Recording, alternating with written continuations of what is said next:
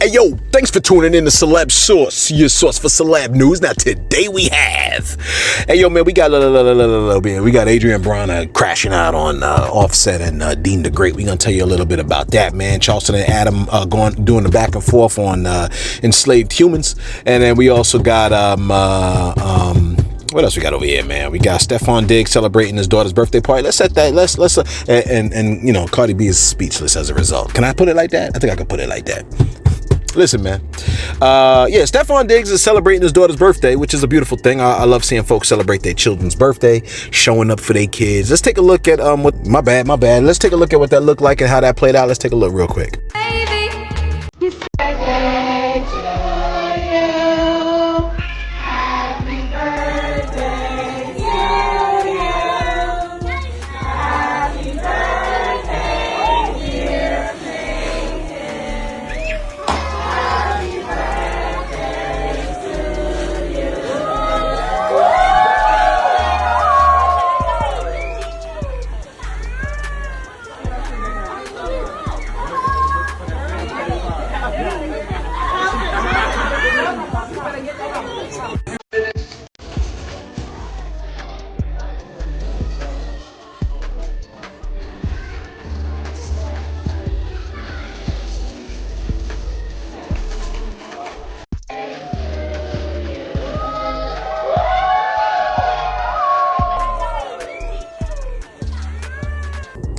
Why you like who that? Who this? Who that person? Who that? That's my niece. That's my nephew. And who this? That's your baby. Oh, hey baby. Let me give you a little kiss. You know what I'm saying? I'm like, okay, bro.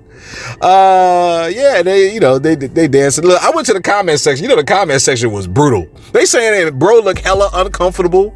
Look, you know what I'm saying? I was like, hey, look, man, sometimes because he just feels out of place. Maybe he's not a people person like that. Like he could bash people on the football field, but then maybe like in the settings like this, he just doesn't feel right. Sometimes you feel awkward. Then he's in the limelight and stuff like that. One comment said, "I'll never be this mature."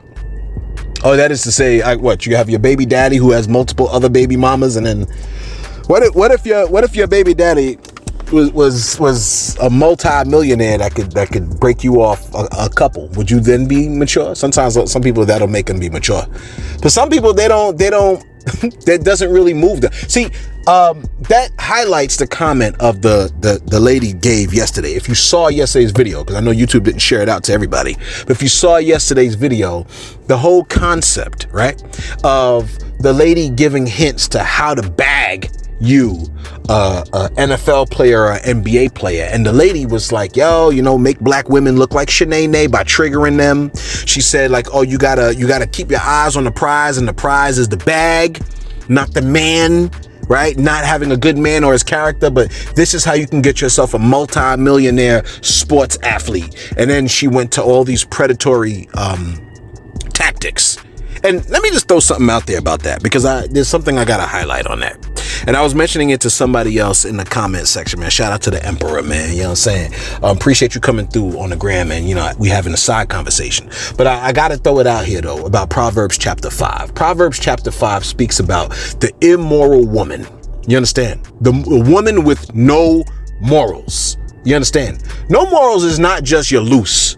But low morals can also be, or no morals can also be that you have no moral boundaries. You'll do whatever it takes. A woman that's predatory, I would say, is also a woman that has no morals. You understand what I'm saying? She has no moral boundaries. And the scriptures say that kind of woman, it's in Proverbs chapter 5. The woman with no morals, you know what they do? It says, it's kind of creepy. It says, the woman with no morals, you got to watch out for them, because the lips of an immoral woman are as sweet as honey, and her mouth is smoother than oil. You understand? It goes, but in the end, she is as bitter as poison and as dangerous as a double-edged sword. Notice the contrast, right? Smooth like oil, sweet like honey. Then in the end, that's the part, right? that most people don't want you to see, especially predatory people. They don't want you to focus or think about the end. They need you to feel special by dropping words as sweet as honeycomb and as smooth as oil. But they don't want you to see the end that is bitter as poison. You understand? When you're sitting in a courtroom, it's a bitter taste at that point, right? When all the wealth you worked for, let me drop you down to verse 8. It says, stay away from her. Don't go near her house. If you do, you'll lose your honor and will lose to merciless people all that you have achieved. You understand? To merciless people with no mercy that'll rob you blind and cause you to lose all that you have achieved. A lot of these players have worked hard, broken their bodies, right, to become multi-millionaires. And then these predatory people stalk them, hunt them, capture them, lock them in, maybe do all kinds of acrobatics in the bedroom, because once you get that physical aspect, it can blind the emotional factor. You can't even make proper decisions. You lock them in, and then once they have kids, that's how they get the players. Once they got the kids, oh, now you try to do anything, you try to leave, you try to wild out. We know you're gonna be sleeping around with other women. Then they just break off the relationship. And then look at what it says. It says you're going to lose your honor to merciless people. You're going to lose your honor and you're going to lose to merciless people all that you have achieved. They'll take your money and bring it somewhere else. That's actually what it says in verse 10. Strangers will consume your wealth and someone else will enjoy the fruit of your labor. That's after they predatorily stalk you, get you, pull the money from you. But with a good divorce, she gets half the money and then she'll bring it, verse 10, to someone else, and they will consume that wealth that you have, those multi-million dollars. Someone else will consume it. Someone cruel will consume it. Okay? You gotta, and then you're just gonna be sad about it. You're gonna groan in the end. You understand? It's crazy when you read that Proverbs too, because then the players or whoever was gotten by the person that only saw financial gain, you're going to wind up saying, oh man, I hated discipline. If only I didn't ignore all the warnings. Why didn't I listen to folks that was trying to put me on? Why didn't I pay attention to the people that was trying to instruct me? You understand what I'm saying?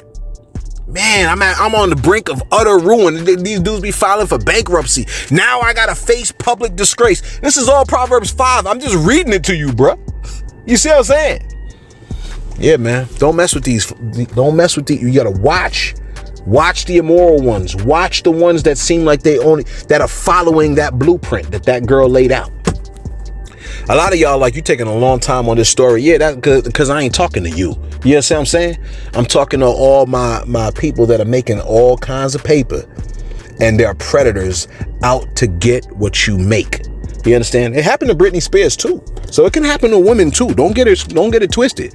Lady, if you making a lot of money and a man is locked up, that's what happened with my boy.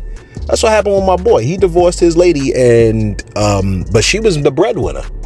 And he had the opportunity to take half her house, but he knew them kids was going to be stuck. So he didn't take it, but he had the opportunity. It can happen to women too now. She was a nurse and he was just a, you know what I'm saying, fly by night type of dude. And she was making the paper. She had the house, but that's besides the point. Offset has a bunch of performances, because once I see Stefon Diggs, the first person I think of is, well, it really is Cardi, but then it's Offset, right? Because Stefon looks just like Stefon and Offset. They could be like twin brothers, if you ask me. I know Offset wouldn't love that, but I'm just saying, like, you know, clearly Cardi has a type. But never mind all that. My bad. Offset has performances. I be trying not to have ADHD, but it'd be crazy out here. You know what I'm saying?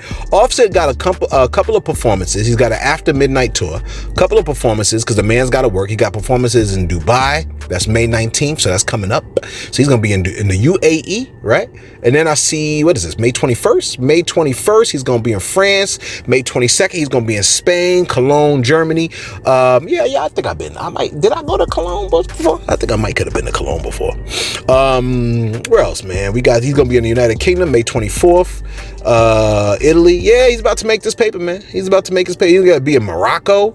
So if you're in any of those areas, you might come up into Offset, man. You know what I'm saying? Shout out to the man working hard, right? Just working hard, just trying to make it. I want you to listen to this clip between Charleston White and Adam 22. Charleston White be acting like he don't got no sense, but that's part of it, right? One thing that a lot of people that have intelligence do is they know that if they act a fool, they can get paid. So he'll go all the way in on acting a fool because he knows, in this realm of entertainment, you can get paid that way. But let me tell you something, man. Adam 22 tried to get with bro, and bro switched hats super fast. Take a look. Well, you make an observation. But white people also eliminated slavery in America. No, they didn't. Well, yeah, they did. No, they did. Yeah, we had a whole war. No, they didn't.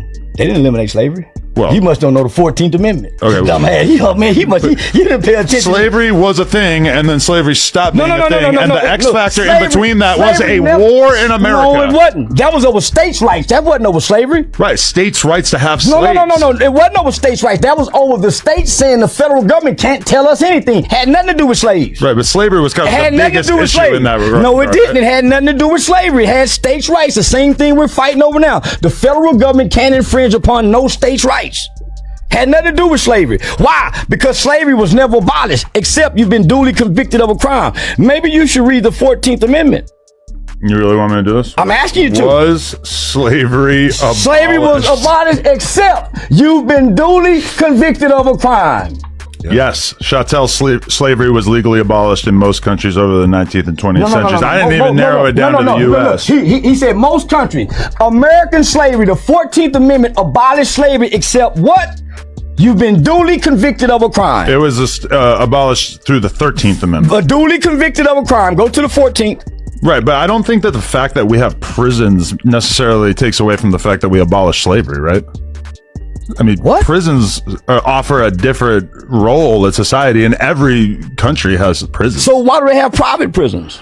Because with private investors who make money off free labor. Because they think that private corporations are able to provide these services more efficiently. They don't think. I would suggest you go back and read your amendments, huh? Right. All right, let's go to the 13th and 14th Amendment. Let's see. 13th Amendment says, neither slavery nor involuntary servitude, except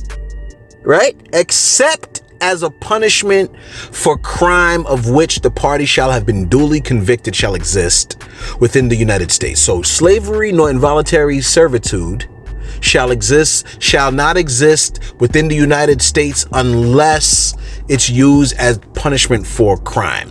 Okay, Congress shall have the power to enforce this article by appropriate legislation, by appropriate laws. So essentially, 13th Amendment says slavery is abolished in the United States, ended involuntary servitude, right? Unless it's as punishment for a crime, and it gave Congress the authority to enforce the abolition laws. Okay, it was ratified in 1865, so the country finally decided that owning people was not a sustainable moral framework. You understand? So since it said unless you commit a crime, slavery is abolished unless you commit a crime, which is why it's crazy, because this is how you know this huge push for gangster music. I think it was strategic. The push for gangster music. Some people just did it like, yo, this is part of my life, so I'm gonna tell my story. But the push for it, to popularize it, right? I think part of it was largely to help create the chattel, I guess, right? To create the people that would be working as the enslaved humans. Because it almost gave pump up music to people to do the exact things that would result in them becoming enslaved humans. You got music that encourages you to do the actions that will lead you to being enslaved. 14th Amendment. All persons born or naturalized in the United States and subject to the jurisdiction of the United States are citizens of the United States and of the state in which they reside. Okay? So if you're born here or you're naturalized here, you're a citizen. That's why they tried to, they were calling for the removal of that, so that you can't necessarily be considered that. Also, it says no state will make or enforce any law which will abridge, shorten, the privileges or immunities of citizens of the United States, nor shall any state deprive a person of life, freedom, or property without due process of the law, nor deny any person within its jurisdiction the equal protection of the laws. Okay. Then they have section 2, 3, 4, 5. All right. Essentially what the 14th Amendment does, grant citizenship to all people born or naturalized in the United States, establish due process of equal protection of the law, and became the constitutional basis for any major civil rights decisions. So yeah, that's so Adam 22 and Charleston White going back and forth on that. I'm not going through the whole Constitution because you ain't tuning in for all of that. You understand what I'm saying? Where we at over here, man? Hey, look, here's the thing. Sometimes, whether you're right or wrong, I think the beauty is when people have the back and forth conversation, right? And it can open the minds and you start to look into it. Now the key is to be able to listen to your counterpart and then be like, you know what? I agree, I disagree, and here's why. Why do you disagree? Why do you agree? But you have to listen. And you have to be open to the idea that you could be wrong. But as long as you can have the intelligent discussion, some people, they get nervous when somebody challenges their viewpoint because they feel like if they could be wrong, their whole, like that challenges their whole identity. Yo, you're not infallible. You could be wrong. It's okay if you're wrong. You just learned something. You know what I'm saying? But some people, they don't even want to take the time to read. And you know these people can't even read a lot of times. Sauce, can we play the clip on the reading, please? Read the index card. The deity had a something of the impending cataclysmic event. Read the index card. She wore a silhouette of clothes that were exaggerating, but some were gauche. What does that mean? You tell me. I don't know. I'm a dumbass. I dropped out of high school. Read the index card. The dog's unwavering loyalty. No, don't even. I can't read it. Read the index card. She wore a silhouette of clothes that were extraordinary but somewhat gooch. What does it mean? A gooch? No, what's the sentence mean? Read the index card. She wore a silhouette of clothes that were extraordinary, out somewhat gauche. We're just gonna move on to the next person. Read the index card. She wore a silhouette of clothes that were extraordinary but somewhat gouache. What does that mean? She wore a silhouette of clothes that were extraordinary but somewhat gouache. That's what that means. Okay. You see what we working with? This is what I'm saying. This is why people can't read. And sometimes even when they read it, they still don't know what they just read. You know what I'm saying? I ask people after they read stuff like, do you know what you just read? You know, some people, they read word by word. And I'm like, no, you got to read sentence by sentence. You understand what I'm saying? The colonel asked the choir to accommodate the governor's schedule. The dog's unwavering loyalty exemplified an unreciprocated emotional dependency. You're like, yo, I'm gonna struggle with that one. Don't try me. The deity had a premonition of the impending cataclysmic event. Like, you struggle with that one too. So, I said it. She wore a silhouette of clothes that were extraordinary but somewhat gauche. You're like, what's that mean? It was gauche. You know what I'm saying? It was extraordinary, but it was very gauche. Gauche? Gauche? That word, I don't know. I'll admit to that. I think it's gauche. You like what that means? Yo, come on, man. Like, why you gotta challenge me, man? You know what gauche means, man. It means it's like it was awkward. Okay? It was weird. It was tactless. It was crude. Okay? That's what the internet is telling me right now as I'm looking it up. Okay? You're like, oh, you had to look it up. Well, I was supposed to do everything from my head? I got to do everything from my head? You know what drives me crazy? When someone is asking me a question and I'm like, oh, let me look it up. Don't look it up. Don't look it up. Why? Why is this a test? Why can't I look it up and get knowledge from other people? Oh, you ain't supposed to look it up. Well, what do you want me to do? You want me to give you the wrong answer? Or do you want the right answer? Some people don't want the right answer. They just want their ego to be fed that they smarter than somebody else. Anyway, is this my last story? Because I'm ready to go. No, it ain't the last story, bro. Keep going. Dr. Cheyenne Bryant, I think, is the next person. Listen, man.